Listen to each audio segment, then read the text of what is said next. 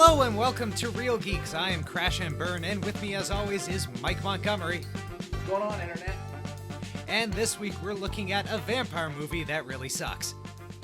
That's it. That's the joke. That's all it deserves. Spoilers ahead, this is Morbius. I should have died years ago. People all over the world have my disease. I'm here to find a cure. We have to push the boundaries, take the risks. If you're gonna run, do it now.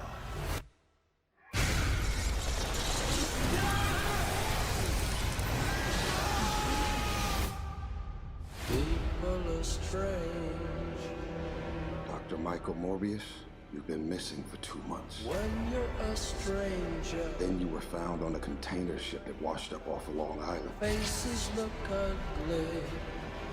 When you're alone, At least it claims that it's Morbius because one of the things that we talked about in the news previously was how the early reactions to the movie, and I think I had mentioned how basically anything Marvel related was reported as being scrubbed from the movie, which, yeah, so this is basically a generic vampire film that Sony has somehow gotten away with sticking Marvel's name onto.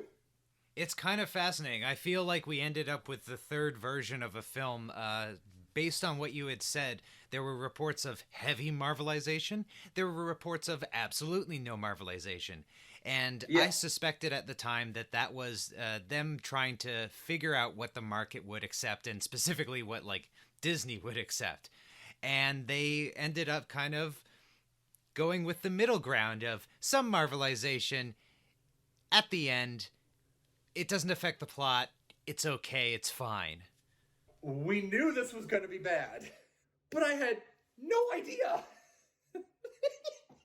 Starring Jared Leto, Matt Smith, Adria Arones, and Jared Harris, attempting to cure the debilitating disease that will someday kill both himself and his childhood best friend, Dr. Michael Morbius accidentally turns himself into the world's first living vampire, his blood frenzy not only treating his condition, but also giving him superhuman powers.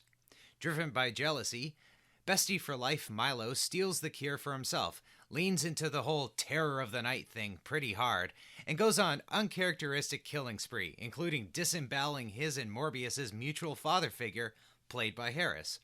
They fight, Morbius wins, the romantic lead, who could be edited out of the film and not change the plot at all, turns into a vampire, and Sony dumps their action figures out on the living room floor and just starts bashing them together while making explosion noises.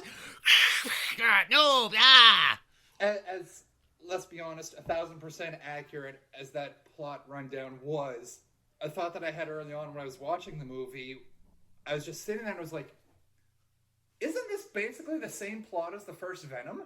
Yeah, it's been pointed out that every single Sony film that they have produced since The Amazing Spider-Man 2 has been just, here's your hero. It's actually technically an anti-hero or a villain, and the person they have to fight is a worse version of themselves.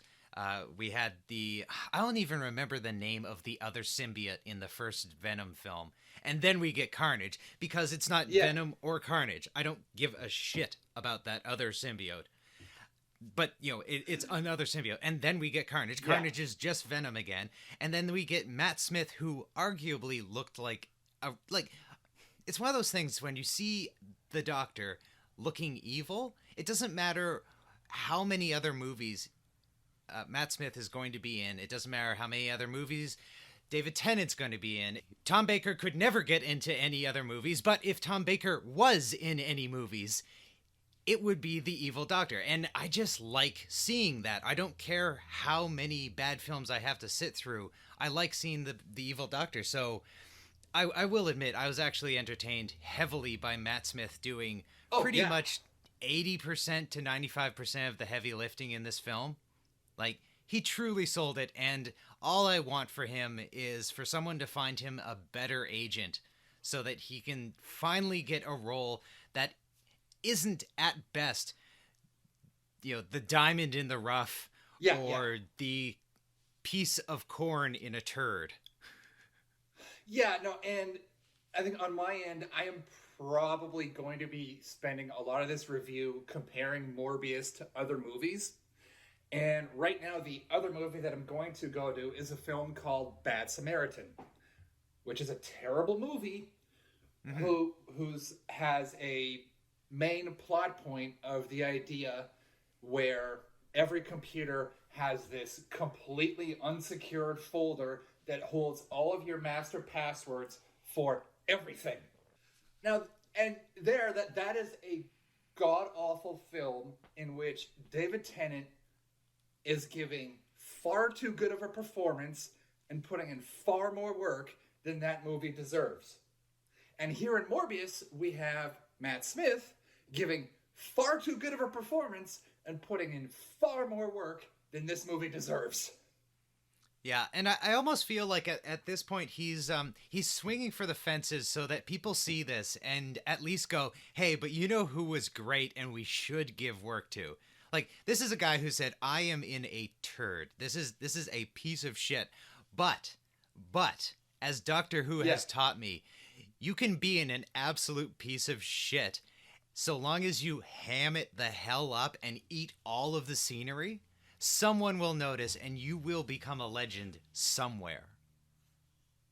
Oh, yeah, no, Matt Smith 100% sinks his teeth into this role, and it's beautiful. And it's incredible because it's an incredibly thin role. So you have other disabled guy who is rich, white, British, and he's essentially Morbius's brother, and that's it. That's all the characterization he has. He doesn't actually have a character. It's entirely Matt Smith just like being charmingly dickish on screen. The character on page and on screen has nothing to do with each other. No. First and foremost, I can explain Matt Smith's entire performance with a Doctor Who episode. Specifically, the second one that Neil Gaiman wrote called, I believe, Nightmare in Silver, where the 11th Doctor at one point is partly converted by the Cybermen, where Matt Smith is now playing the roles of the Doctor and the Cybermen half of his persona, Mr. Clever. He's doing Mr. Clever for this entire movie. And secondly, you mentioned how this character has no substance or anything, and that goes to the simple point that no one is using this character's actual name for almost the entire movie. Because Matt Smith's character, his name is not actually Milo. No, it's not.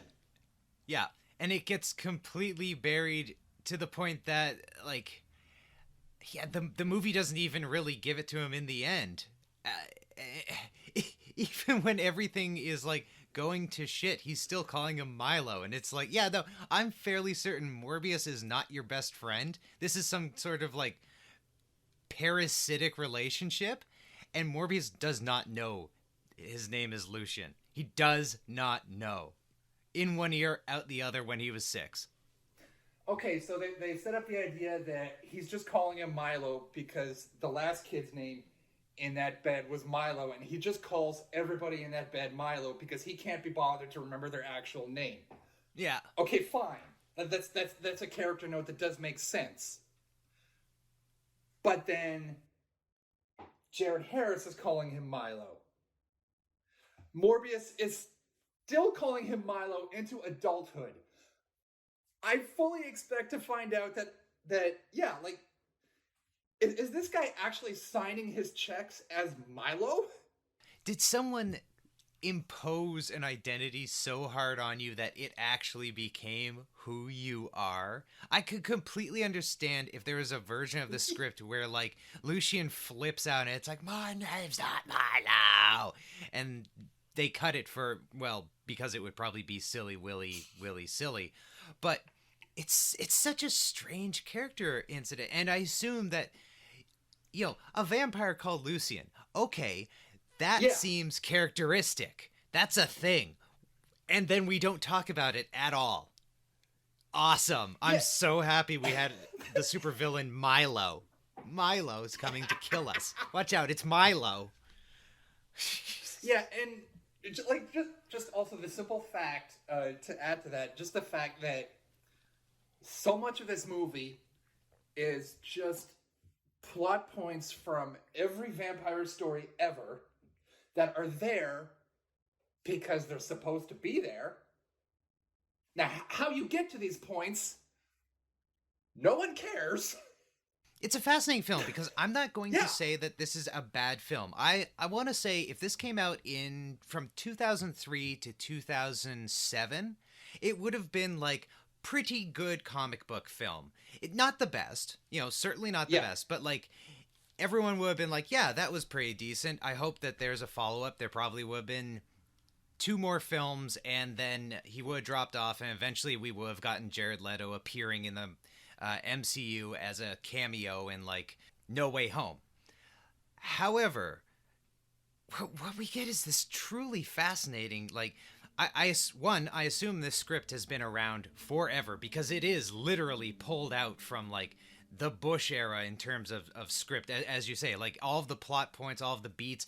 It has the pacing and the action setups of like an X-Men film, in that nothing happens until the end of the movie. Like action wise, there's technically 2 action set pieces, but the first one happens more or less on CCTV camera, and then the end is where they blow all the budget. But it's not it's not necessarily a bad film, because I feel like this comes from a lot of geekery. There is a ton of German expressionist references in this that are just like hinted at and then dropped. This is the worst remake of Dr. Mabuse ever done.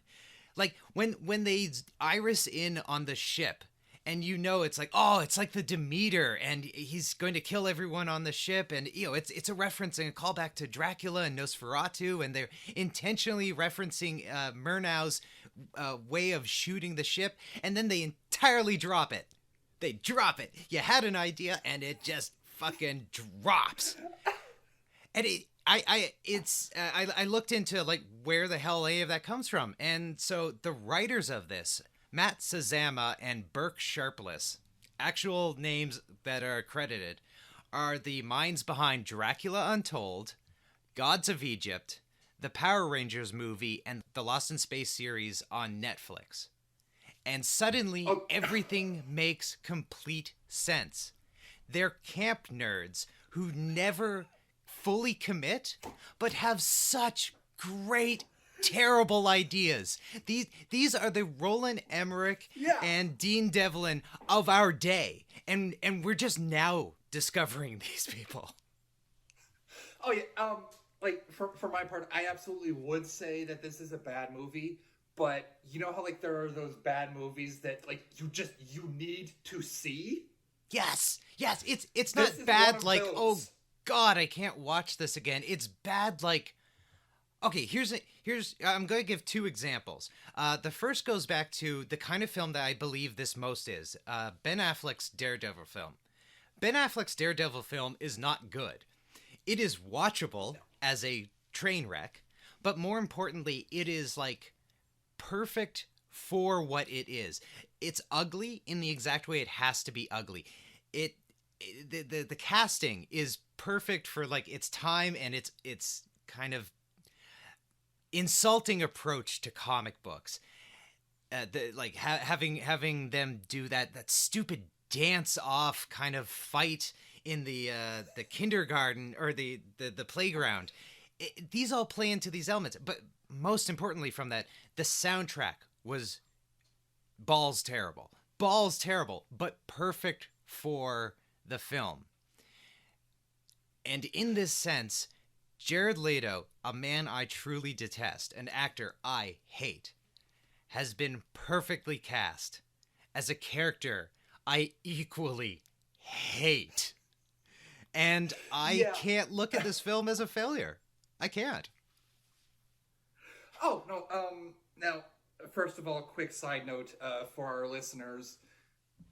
I wish that we were still able to do video, because as Crash was explaining the writers of this film and their backgrounds, if y'all could have seen how far my jaw dropped. Oh, it was impressive. As she was listing those other movies. And like, it's one of those things of, okay, you get to write, like, Dracula Untold and maybe something else, and then Hollywood's going to drop you. You write Dracula Untold, Gods of Egypt, Power Rangers, and listen, I'll give some respect to that Lost in Space reboot, but it's certainly not the 1997 movie, by far. But these people get rewarded by Sony with what they hope to be another tentpole launching of a cinematic universe. You know what that means? They expect these guys to come back and be one of their primary creative teams. This is what we get. This is what we get. God. Yeah.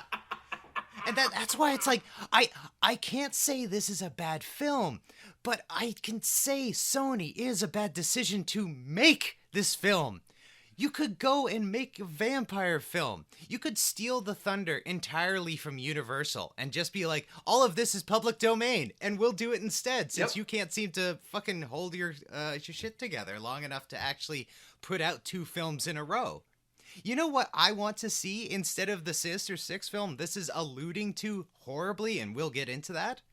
I want to see. Yes, we will. Yeah. I want to see Morbius versus Venom. I want that to be the direct sequel to this. I want them to do it old school style. That should be what these films are. This film is so close itself to being a horror movie.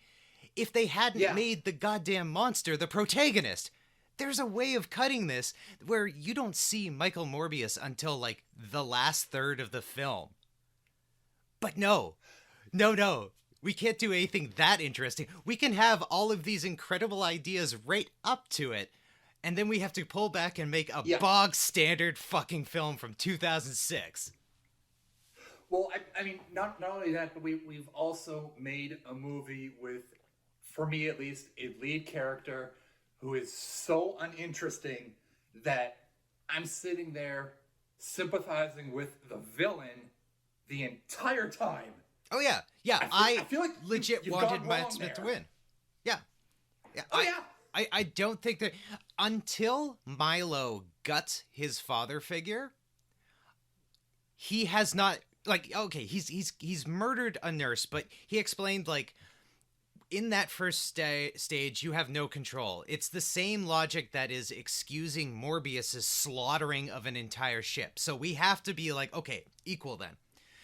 Until he slaughters his father figure, he has not actually passed an ethical boundary that Morbius himself has not, like, blown through at a higher body count. They made a movie where the good guy is worse than the bad guy, and then made the bad guy more appealing. And then wondered why everyone's like, what the fuck is this? And as I said, I have always hated Michael Morbius as a character. I hated him in the cartoon. I looked at the cartoon and went, well, maybe it's just the cartoon. Maybe he's not this much of a dick in the comic. I've read the comics. He's always been this kind of a dick. I don't understand why anyone likes Michael fucking Morbius. The guy's an asshole, and he's got an ugly fucking face. And, to go back to the scene with the nurse, and also a point that you had made earlier that this is not quite a horror movie.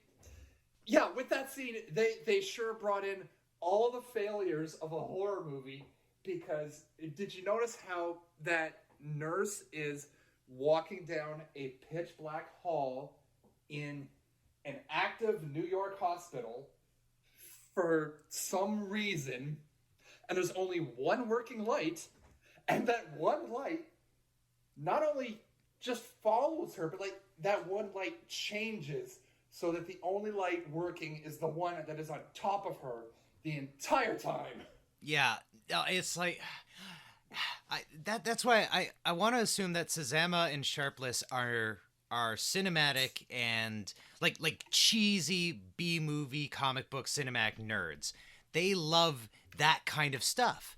But you can't put that kind of stuff in like a modern film and not either explain it or have the setting make it make sense. Why is Morbius in a medical facility, like this expert doctor who got offered a Nobel Prize for his developments? Why is he in a medical facility that doesn't have good lighting? There are ways to do this. You could be like, oh, the lighting follows you around. It's so advanced.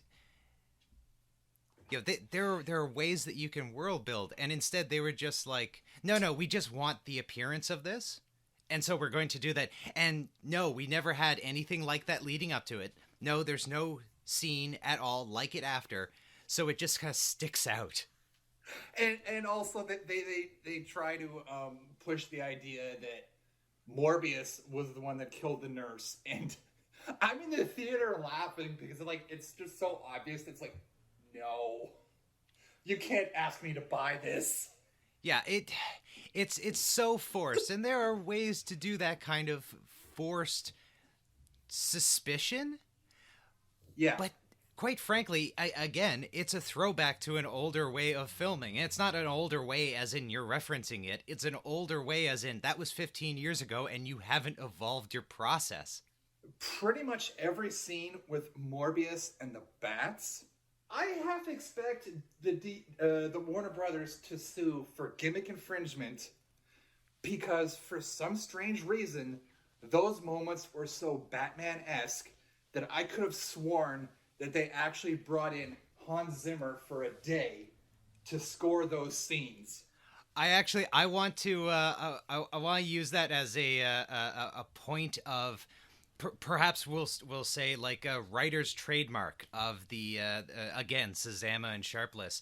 So yes, absolutely, it is meant to be referencing very specifically the Nolan Batman, but this is not the first time they have done this. Keep in mind, these guys wrote Dracula Untold, and so that same shot, but again like cartoonized to a ridiculous extent, is in that.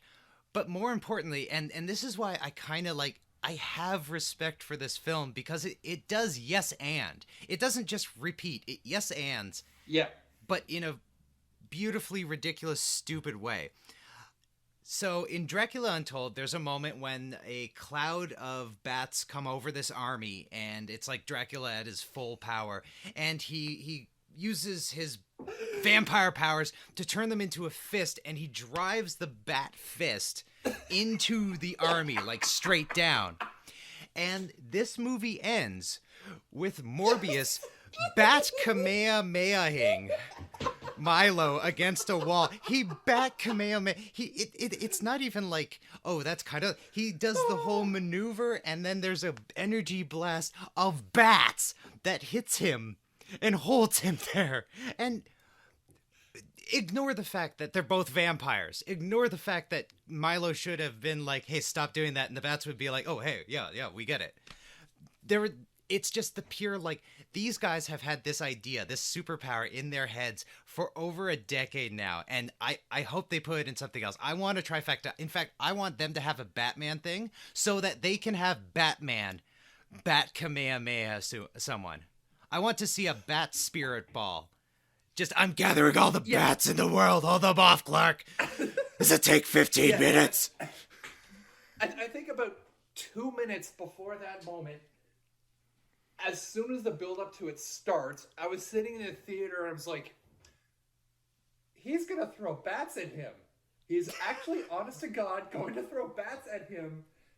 And then it actually happens. And I was like, this movie is terrible, but my heart is so happy right now. Like, I want to say that there's a version, an early version of that where they're just like, so he's got to throw bats at him, but how do we visualize that? And it's like, what if he plucks the bats out of midair and just kind of flicks them a bit so they straighten out? And then he just starts whipping them at him like batarangs. But they're... This film, and no, I want to say, this film was made for $75 million, and it doesn't necessarily show it. There's a lot of effects, especially in the very end of it, that should look terrible. There's like a flying gas effect that occurs whenever you're in bat version vampire mode, and like it's clear that that's where the budget of this film went, but you don't feel it throughout. It doesn't feel like a $75 million budget film, and it's already made $84 million at the box office. It's going to at least make back its bank. Oh, we're going to see another of these. Yeah, and with those visual effects, like early on, I was kind of going, okay, I have to give them credit. These are kind of cool. But at some point, about halfway through, it was like somebody went, no, wait, we're doing a Sony Marvel movie. Nobody's supposed to be able to actually see anything. And it just suddenly went completely downhill. And yeah, I will admit, I lost geometric track of which way was up for about 20 minutes of this film near the end. Just, I don't know. Characters are doing various movements at each other. They fight.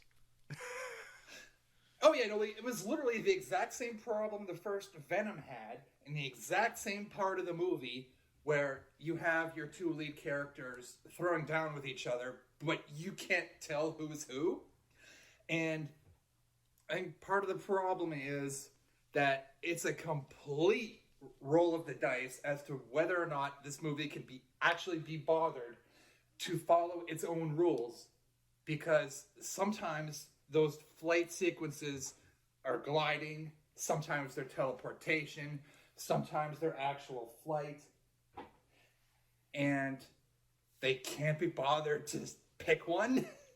Yeah, well, that's the great fun of the living vampire. You can just say his powers are whatever, and if someone points out that's not what vampires do, it's he's not a fucking vampire, dumbass. He's a living vampire. He can do whatever. Actually, no, I will go back on one thing. I am somewhat annoyed that at no point did we get a reference to the hand sucker things. So for those who are unaware, Morbius played a rather large, an oversized part in the 90s Spider-Man cartoon. I did not like him. Him and the Spider Slayers got way too much cred in those cartoons. But there were heavy censorship restrictions on that show, which appeared on Fox Kids. So one of those was that, if you notice, there's no guns in the show. There are lasers, and they don't do anything. Yeah, there are lasers. At no point does Spider-Man actually punch anyone. And then there's also, and I think this is about where you're about to go. Yeah. This Morbius has suckers on his hands, which is how he sucks the life force out of people. Yeah. Because, a great movie. I did not know that everyone has a little bit of the film Life Force in their body. There's a little bit of Patrick Stewart in a terrible B movie in all of us. But here's the thing, and I gotta agree with a lot of people. The hand suckers were far more terrifying than the teeth. I mean, vampires have teeth, fine, whatever. The hand suckers were like weird body horror things. It was creepy, and it would have been nice, maybe he's a multi-stage vampire, and during one of his earlier stages, he there's something in his hands, and then it closes up, and we never see it again. And it'd just be a nice little nod to the nerds, because and stop me if this is apparently a new concept to Sony. If you're making a comic book movie, you should have references for people to pick up. Oh, they have references, which is the problem. No, I mean good references.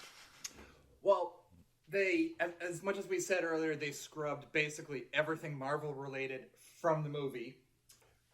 They do drop a couple of Venom references. One was good. One was extremely, oh God, why did you do that? Yeah, and yeah,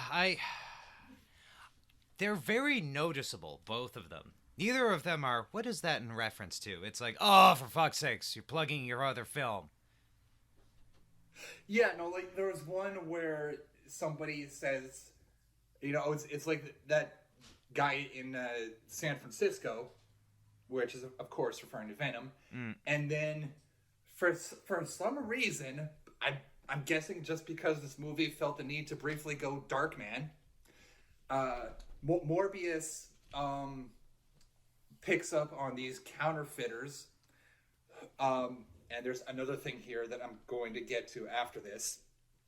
And he follows them back to their lab and basically kicks the crap out of everybody because, obviously. I mean, yeah. And the well, lead actually, counterfeiter... let me just say, that scene is so forced because you know that they reached a point in the script where they realized, oh shit, our protagonist is actually the villain. We have to have him do something good. What does he do? He fights crime. What crime? I don't know. He just finds some crime. And then he never fights crime again. It's out of fucking nowhere. It's out of nowhere. And then he is basically, I think, about to break the lead counterfeiter's arm or something when the guy goes, who are you? Or what are you? Or something along that line. And Morbius goes, we are Venom. And I'm just like, oh God, why? Yeah. And it's one of those moments that, like, again, there is a way to make that cringy moment work. I truly believe it. And it goes back to my suggestion of Morbius versus Venom. The end stinger of this film, we'll get to the end credits. We will. The end credit of this film should have been Eddie getting blamed for everything Morbius did. All of the murders of Morbius and Milo. And him being like, I'm going to get that guy. That should have been the natural end. And it would be entirely because of that one stupid decision. That's what Morbius should be. A collection of stupid decisions that keep biting him in the ass. Yeah, and not only that, but where they're obviously setting up their Sinister Six movie, and I think at some point, some way, they're going to put Venom in their Sinister Six, and as I think I mentioned in a previous episode, the director was like, there's a Spider-Man in this universe. We're going to find out which one later. They don't need him. Yeah, they could have just, like, Venom decide to, like, no, I'm going to head him off at the pass. I'm going to stop all these guys and have Spider-Man not even know. And it would even work into Eddie's character of, like, I saved Spider-Man in the world. No one knows. No, do I get any respect? No. Everyone thinks I'm just a creepy asshole. Yeah, like the simple fact is, especially given the way that they wallpapered over all the Spider-Man related elements of Venom's origin in the first movie with tissue paper so that you could see it clear as day. If we're going to let them get away with that, you could slot Venom into the Spider-Man role in these stories, and it would, I don't know if I want to say work, but be acceptable? Yeah. And, like, at this point, all right, first of all, I want Sony to stop. I want Sony to put it down, drop it, stop. No, bad Sony. But if we're going to do this, if we are, I want them to fully commit, and I want them to fully commit in a way that the X-Men films never truly did. I want them to decide that, like, okay, Marvel's going to do their thing, and we're going to steal everything that has never been used or they're not going to touch. I want them to release Secret Wars, or, like, call it Secret Wars 2.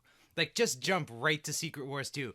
And it's Venom versus every single villain they possibly can legally squeeze out of their contract. And just go hog wild. Absolutely ruin Marvel's day every time. Just, we made our own Infinity War. It's called Infinity Gauntlet. Wait, your movie's called Infinity Gauntlet? Yep. Is the Infinity Gauntlet it? No.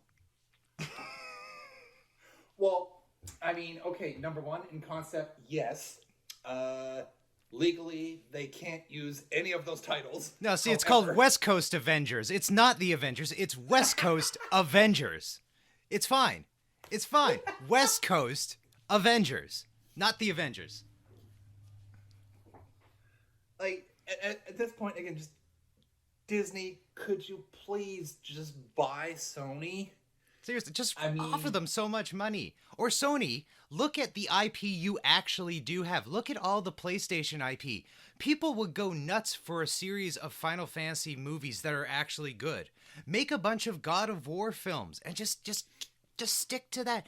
Take Little Big Planet. Take anything that you actually own and do something with that instead of trying to hoard this kid's toy that you borrowed and keep claiming that, no, it's always yours. You don't know what they're talking about. Give the toy back. You have toys at home. Yeah, like, I'm sorry, Sony, the only good Spider-Man films you have had are the films that Marvel Studios did for you. Yes. At the very least, just hold on to the rights if you have to, but keep letting Marvel Studios do these movies for you. Yeah, you can make the video games. You can hold on to some of the rights to get some cash. You can be just like Columbia Pictures and sit back and distribute it all. You know who's been making bank throughout this entire last 20 years? Columbia Pictures. And they don't say anything. They don't have an opinion. They just sit back and watch the money roll in.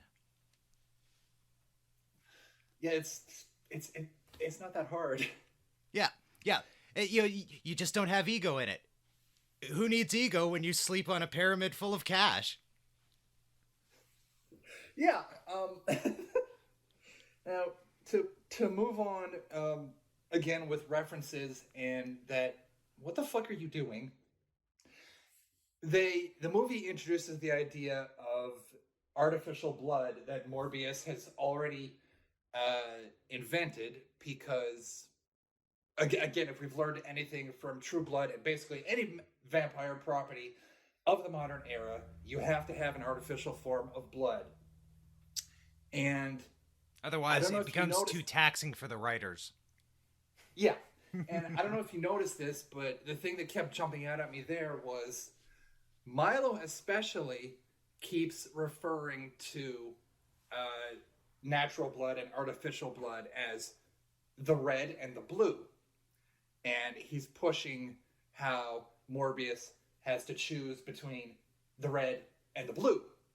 And I don't know about you, but that felt needlessly Matrix.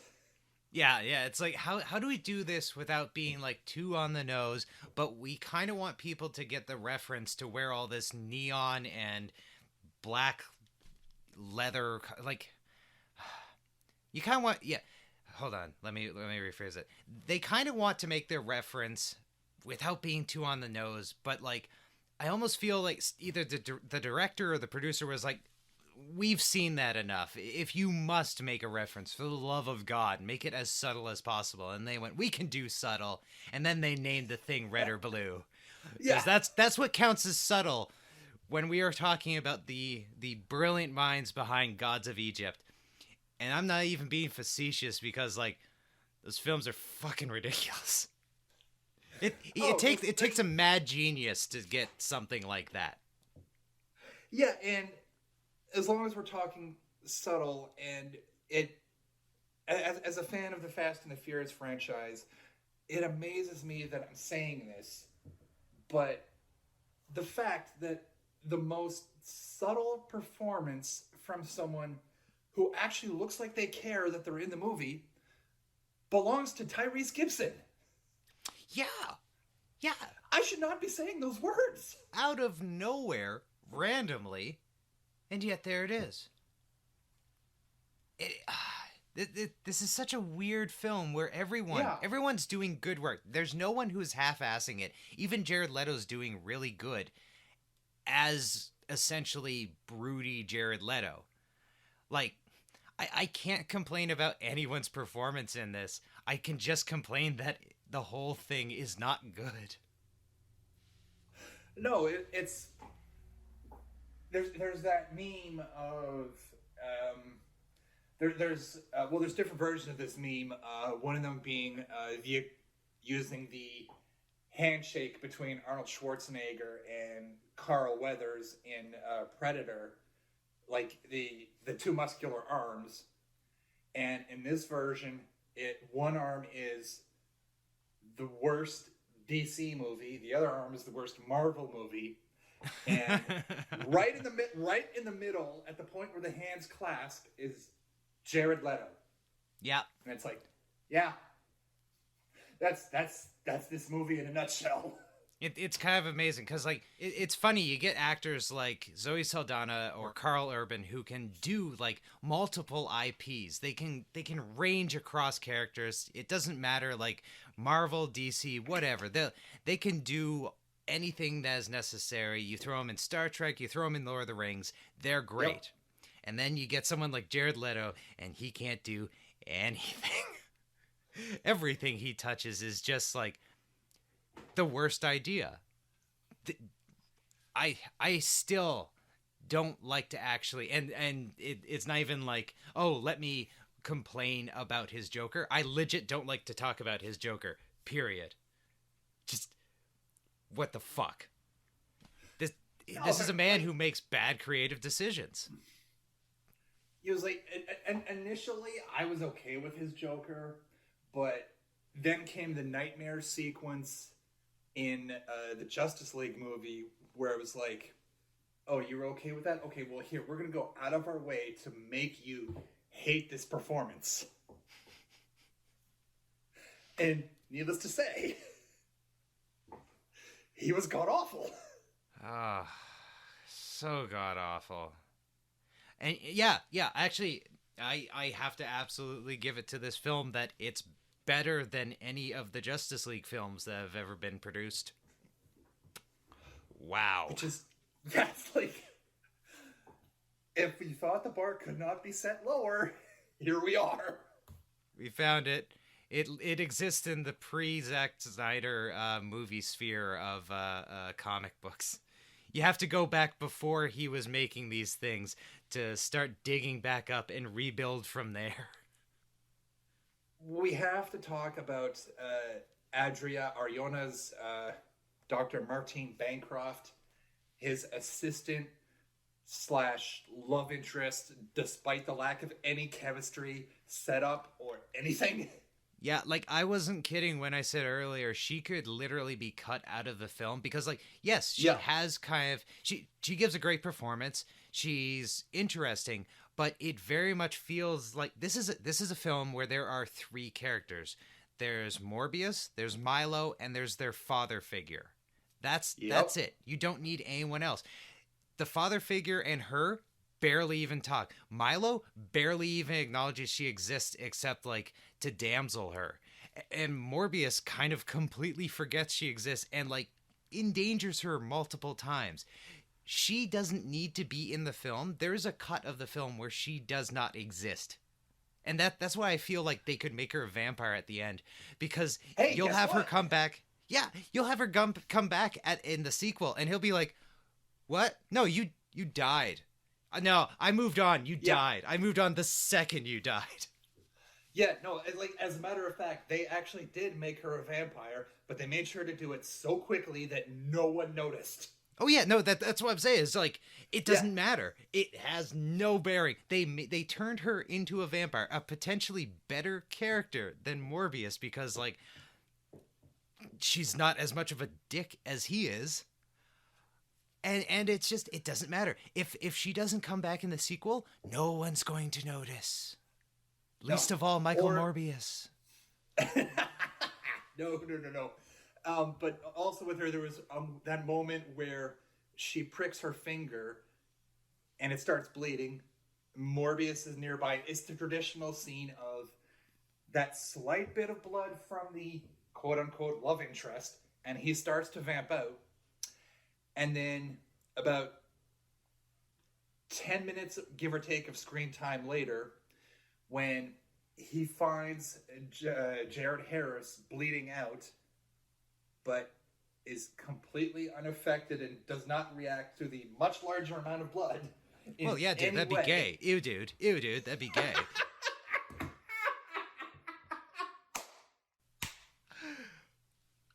Wow, that's way more blood. Yeah, imagine he just, like, swoops in there. Oh my god, my father...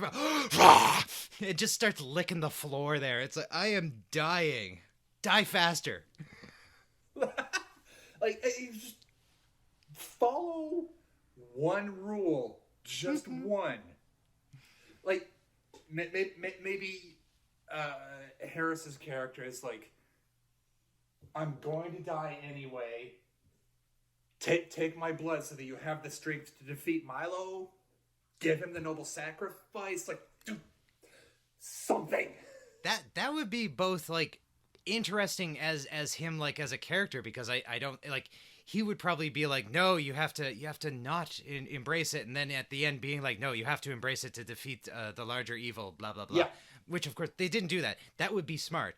But Exactly. like, I love the moral complications of that, of just like, yes, take my blood so that you can become a vampire and then murder my other son. Gotta think this one through.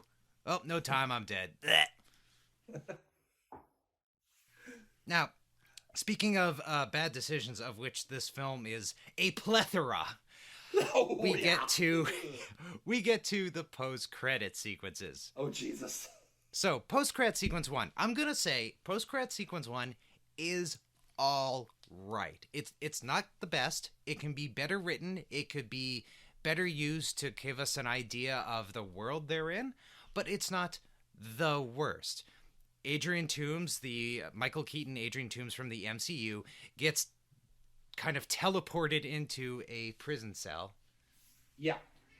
And for my part, I had two problems with that.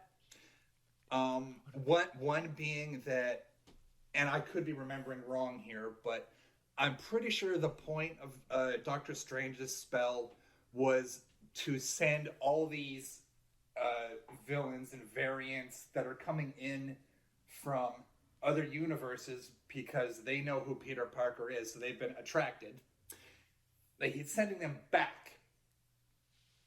Toomes was already in his home universe. Yeah, so he either should not be going anywhere. Exactly. So either it's like he was never part or never from our universe and is somehow a different Adrian Toomes, or this is a different Adrian Toomes for some reason. Again, Sony doesn't care. Yeah. They do not care because Exactly. it's not their continuity they're fucking with. Yeah, basically. And problem number two, because this is logically a Sony film universe, like, depending on who you ask or when you spoke to the director, it's either this is the same universe as Venom, or we haven't actually found out which universe it is yet. Yeah. He's literally been quoted as both. AKA, But we don't legally know yet. Exactly. But either way, I'm kind of sitting there like, where this in the MCU, I could see this happening, but here I'm kind of going, I'm pretty sure someone magically dropping in from another universe is not really something that you would put on the 6 o'clock news. Yeah, it's like, this is not a universe where this kind of stuff happens openly. Right. Surely this would be a bigger problem. And the way they did it, like, they give his full name as if people are supposed to know. And there was a moment there where they could have been like, billionaire industrialist Adrian Toomes, who was thought dead, was found in a cell. How weird. And so, like, they could just ignore the whole he appeared there, and it would be a bigger mystery of, like, how is this once rich billionaire? And so, like, he lands himself in suddenly a bunch of resources that he didn't have in the other world. That's the potential they could have had, and that then could have fed into the second one. So Exactly. This post-credit, the first post-credit sequence, it's sloppy, but it's not bad. It doesn't completely contradict everything that has occurred. The second post-credit sequence, however, somehow released from jail at some point in the future. Like we don't know how long time occurs between the post-credit sequences and the movie, but I can't explain that one because please, yeah. The news report that makes no sense. They do specifically say that he's expected to be granted immediate release. Yeah. Okay. So there's immediate release there, but how did he get a vulture suit? Did he build that within a day? That is Chitauri tech. Now, I can understand that at this point, Adrian Toomes has been working with this stuff for over a decade. He could use Chitauri tech to make one of these again. But this is a universe where there is nothing like that. How is he making something that level? Where's his... Again, that's where, like, the billionaire thing will be. Just, be like, oh, yeah, he's an industrialist in this universe. He could build this. How the fuck, then, does he find Morbius? Why does Morbius agree to form a team with this random asshole dressed in a vulture suit? Why? What does any of this have to do with anything? Know what? I would love to see the swerve where they become vampire hunters. That's where they take it. Instead of, they're like, oh, you were expecting Sinister Six? No, motherfucker. Vulture. Vampire hunter. Yeah, that would work. Instead, now, again, keeping in mind the simple fact that Dr. Morbius is a scientist. And at their core, the one thing that a scientist will do in any situation is ask questions. The one thing that Morbius does not do at any point is ask questions. I think we should team up. Why? What purpose? Why you want to fight Spider-Man? Who the fuck is Spider-Man? Yeah. What is Spider-Man? I don't care about Spider-Man.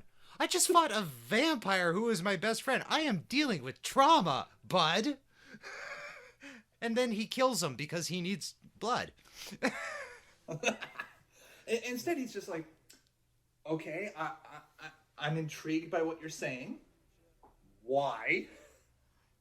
And, here's the other thing that really got me about that. You already have hired Michael Keaton to appear in this film. You've filmed with him. He does it. The scene is before this scene. Yep. But when Michael Keaton's character appears in this scene, he never takes his helmet off. Did you run out of money for Michael Keaton? Could you only afford him to voiceover? How do we even know that's his voice anymore? It's so modulated. I'm gonna make that even a little bit worse by pointing out the simple fact that we mentioned how pretty much everything Marvel was scrubbed from the actual movie. There were more scenes with Michael Keaton's Vulture that they cut. Yes, they'd run into each other in prison or something like that. Wasn't there something like that? Or was that... No, that was in Venom, wasn't it? I seem to remember a scene that I saw, somewhere. And he's like... Michael Keaton, leans out and he's like, hey, buddy, welcome to, It was stupid. It made no sense. Yeah, and it was in the trailer. That's it, which, yes. Again, nothing from the trailer is in this movie. Nothing from the trailer is in this movie. Nothing from the trailer. The trailer's utter shit. Well, you think, Marvel Hardcore is bad for changing their trailers. At least, they changed details in a shot. The shot still exists. Yeah. That trailer might as well have been, pre-game visualization for as much as you're getting. That was the Aliens Colonial Marines of movie trailers. This is the Aliens Colonial Marines of fucking movies. People are strange. Ratings. Okay, you know what? As much as I usually go with a more standard numeric scale, having seen the effort and creativity you so often put into your ratings, and the simple fact that this movie is just downright special, I felt like I had to go the extra mile here. And this is, instead of just giving, this is a give and take. Now, I give this movie 4 Morbius episodes from the 94 Spider-Man that I'd much rather watch, a 10-hour loop of Matt Smith dancing while he puts on a suit, because that was the most glorious thing in this entire movie. a 3-week seminar on how Doctor Strange's spell actually worked. And in exchange, I take a 5-year contract as Matt Smith's agent because between this and Terminator Genesis, I would do a much better job picking blockbuster scripts than whoever he actually has. Oh, God, I hate that man's agent. And, like, I'm going to just take a moment and say, Terminator Genesis had such potential. Yeah. Fuck the main characters. Let's just follow evil Doctor Who Skynet through the multiverse and just watch him slaughter endless like Sarah Connors. And just, hey, you ever want anyone to appear in Terminator? Here's a universe where they're in Terminator. Wham! Whoops! Killed them. That would have been great. I just want to watch. I want to see a multiverse collapse of Terminator films and have them all like intertwine. It's gonna be a mess. I have horrible ideas for it. It involves the Sarah Connor Chronicles. Someday I'll go into it. Anyway. As for me, I think Morbius is more BS from Sony in their desperate attempt to swipe the Xbox controller away from Disney, made as much out of corporate spite than artistic vision or confidence in profit, or even really an interest in making movies. I mean, quite frankly, at this point, wouldn't Sony be happier just making video games and DVD players? Why don't you go back to the DVD players? I'll buy a DVD. Hell, I'll buy 3 DVDs of this thing when it appears in the goddamn bargain bin. Oh, amen to that. As much as this movie is god-awful, I want another one. Yep, I want another one, but I want it to ratchet up. Have him at least fight, like... Have him... Oh, okay, here's what I want to see. And they could skirt... Disney's legal just barely. Have him fight Frankencastle. Morbius versus Frankencastle. And then throw in the Wolfman for good measure. Fuck it. Wolfman, Morbius, Frankencastle, Abbott and Costello, Boobula. I don't care anymore. Thank you so much for listening to Real Geeks. This has been an absolute shit show of an episode, and yeah, I would definitely watch another.